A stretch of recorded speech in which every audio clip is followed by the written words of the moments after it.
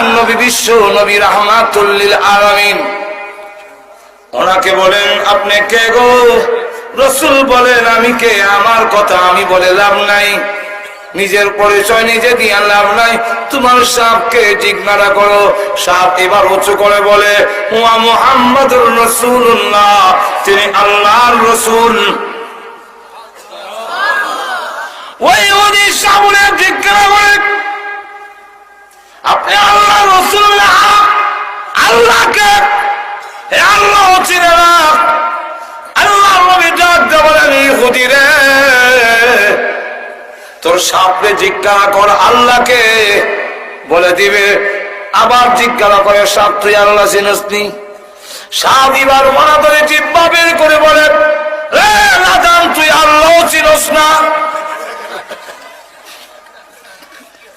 ওই আকাশ, এই জমিন, এই বিশ্ব ব্রহ্মাণ্ড, তোমাকে আমাকে যিনি বানিয়েছেন তার নামই হলো আল্লাহ রাব্বুল আলামিন।